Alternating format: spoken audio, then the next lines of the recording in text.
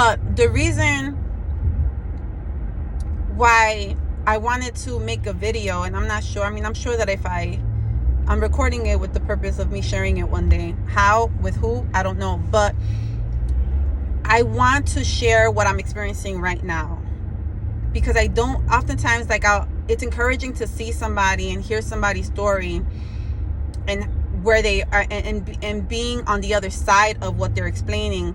But I want to be able to share what I'm experiencing now, and and still feel encouraged that I will get to the other side of this, but I'm allowing myself to be present, which is the point of my message. So, during my therapy session, I was explaining to her how frustrated I was with myself. I felt like it was me versus me, and it was just like a battle, and just feeling discouraged because I was just giving an example to her of me and my husband, how he's the type of person that if he sets his mind to do something, he's going to go ahead and do it, and he's going to execute it. Whereas me, I think too much. I overthink. I want to plan and prepare, and then by the time it's time for me to take action, I'm exhausted and I'm just so over it. So she asked me, like, okay, so what's your destination? Where are you running to? Where is it that you're running to get to? And I knew that these were questions that she was asking me so that I can be challenged and think about and really do my homework on. But I felt like certain words were just chosen very strategically. And I'm like, okay, well, I'm going to go ahead and do that. But you're making me really think about what words based on the words that you're giving me, like, where am I running to? Where is my destination? And honestly, I don't know. This is what I was telling her. I don't know where I'm running to. I feel like there's many different destinations that I'm trying to get to. She was like, okay, there's no wrong answer in that. Okay, so you have several destinations. She's like, where are you running from? I'm like, oh, okay. So as I'm answering her these questions, this was my response. And then it was like I'm here, coaching myself. And that the goal is with therapy is that you're not so reliant on your therapist or whoever is guiding you and counseling you and helping you out, that you're not so reliant on them that without them, you're not able to get through. And these are tools that I'm being given so that I can apply them when they're in need, when I'm in need of them. Even if it's years from now where I don't have my therapist that's, that I'm meeting with every week and so on. And so I was just, really reflecting on the questions that she was giving me. And then I was thinking about, like, okay, where I'm running from, where I'm running to, and where I'm at. And I was telling her, I'm like, well, I feel like it's me versus me. I feel like I'm just battling myself. And I'm feeling like,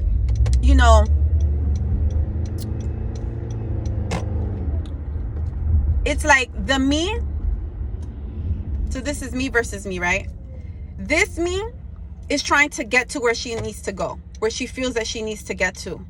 But this me is trying to just be present. And so it's like me, I want to allow myself, I want to just be, whether I'm sad, whether I'm going through it, whether I feel defeated, whether I'm feeling victorious, whatever it is that I'm going through, I just want to allow myself to be. But this me wants to drag along me to the destination. Meanwhile, me is like, can you just let me be? Why are you dragging me along to somewhere that I'm not ready to go? Like I have enough on my plate right now. So why not just give me some time to just be? And as I'm giving her this, like I'm breaking this down to her, and she's just like, because it's one thing for your counselor, your therapist, your go-to person to tell you one thing, to tell you, share her perspective and her understanding of what's happening with you. But it's another when you are acknowledging it for yourself. And I was acknowledging all of these things, and I'm like, where am I running to? Where am I running from? I feel that even where I'm at right now, where I'm at now was once a destination I was striving to get to. Had I not allowed myself to be in those moments when I was feeling defeated, stressed, overwhelmed, feeling encouraged, feeling empowered, all of those things, had I not allowed myself to be in those moments, I would not be where I am today. But if I'm so focused on getting to where I want to go, I'm not going to be able to appreciate and cherish where I am now. So it's like an addiction where it's like you want more and more and more and more. And it's like I'm so focused on where I'm trying to get to that I'm not allowing myself to embrace and just be present so that I can be who I need to be in the now and allow myself to be molded in who I need to become, so that when I get to the destination, I'm able to be present there and appreciate and cherish that moment. You get what I'm saying? I mean, I don't know if I'm making any sense, but it's making sense in my head, and I understood it completely during my session with her, and breaking all of this down and being able to ask her questions and say, okay, so then why is this an issue and why is that an issue, and then she remembered an example that I gave. I should not be parking here. An example that I gave, or one time when I had explained to her one of my frustrations, that I was like, it's tough being a mom and being all of these different things, because my son, my little one, he's so bossy, and he's so like, when he says he wants something, he wants it at that moment. And I gave her an example one day that I told her, when he wants milk, and there's no wait a minute, give me a second, give me 5 minutes. He's like, okay, but go mommy, go now, okay, go.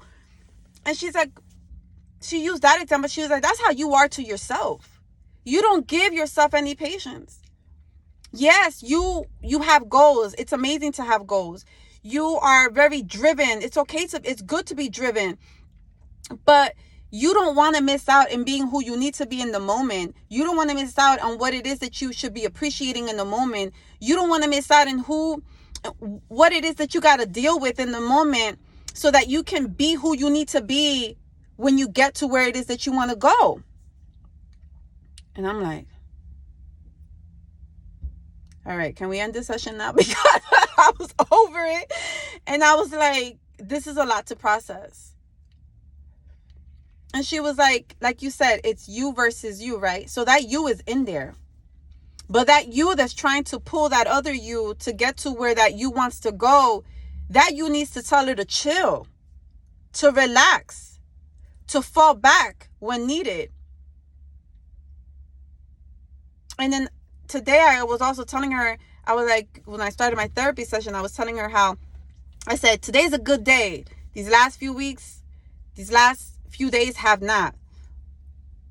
And she's like, okay. I was like, but I was watching this motivational video that really encouraged me. She was like, okay. And she reminded me, she's like, it's awesome to watch these motivational videos. It's going to encourage you. But you don't want that to give you a perspective that's going to make you feel like where you are right now is not enough. Because that can motivate you and encourage you that you will get through this. But you don't want to add this on to what you already have, and the need of feeling like, okay, well, I need to get, where are you trying? And she said to me, it's already written, right? She said, where you are right now was written. Where you are, no matter, there was nothing that you could have done to get to where you are right now. Yeah, you could have delayed it. Yeah, you could have, maybe there was some delay in the process of it, but you're here. Just the same way your destination, where you're trying to get to, and maybe where you're trying to get to is not where God wants you to go. And so he's going to do whatever it is that's necessary to intervene for your sake, for his will to be done. And she's not, for any of you that may be thinking like, man, I need to get myself a Christian therapist. She doesn't consider herself to be a Christian therapist. She's just a therapist. She's a therapist that has faith. She believes. My first therapist was, she did say, first of all, initially when I started searching for a therapist, I wasn't looking for a Christian therapist. I was talking to God, and I was like, listen, and how I even started therapy is a different story, and I can share that one day. But I said, Lord, you know who it is that's going to help me on this journey that I'm on, and just what I'm dealing with. So you choose whoever you see fit for me. If she's a believer, amazing. If she's not, I'm sure that I can learn something from her. And I did. But she did happen to be a believer. Then when she, when all that relationship between therapist and client didn't serve me anymore, I chose to go with a different therapist, and she also happened to be a believer. Then the third one that, I was assigned to, I was just like, no, I gave her a shot, and I was like, no, she's not it. And that was okay. There's nothing wrong with that. You have to do what's best for you. You know what type of therapist it is that you need, that's going to challenge you, that's not going to just, you're not going to be someone's like little guinea pig or trial. You know what I'm saying? Like they don't have to be super, super experienced, but you just have to know. And, anywho, so then I was then assigned this therapist, and man, she's amazing. She challenges me. There's oftentimes I look forward to my therapy sessions. Oftentimes I don't look forward to it. But every time I do leave my therapy session feeling so much more encouraged, hopeful, and empowered. And then there's some moments where even when I don't feel where I'm still feeling defeated or discouraged or whatever, she gives me the space, a safe space to just be. She reminds me to just allow myself to just be. So I said a lot of things in this video. So,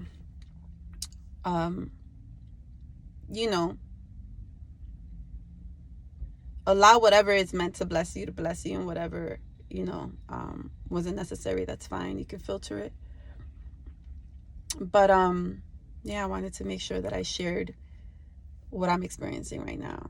And so I'm choosing to push through. Yesterday, I felt like I wasn't choosing to push through. I felt like I was just feeling so defeated and just tired of fighting, because also as a believer and just as a human being living this life, it's hard. It's no walk in the park. And then as a believer, when you have the understanding that, it's definitely not a walk in the park when you walk in with Jesus, but I wouldn't trade this walk for nothing in this world. And even in those moments where I felt like I was feeling weak or defeated, the word of God says that his strength is made perfect in our weaknesses. So meaning in those days or weeks that I felt so defeated or felt like, I didn't have enough strength or enough faith or enough whatever, his strength was more than enough. He was carrying me through when I couldn't continue walking on or pushing through. He was more than enough. And it's, the Spirit of the living God dwells inside of me. So it is he that's giving me the strength that I need to continue forward and to press through, and who prays on my behalf when I can't even find the words to pray. So that's that. All right. God bless. Love you guys. Bye.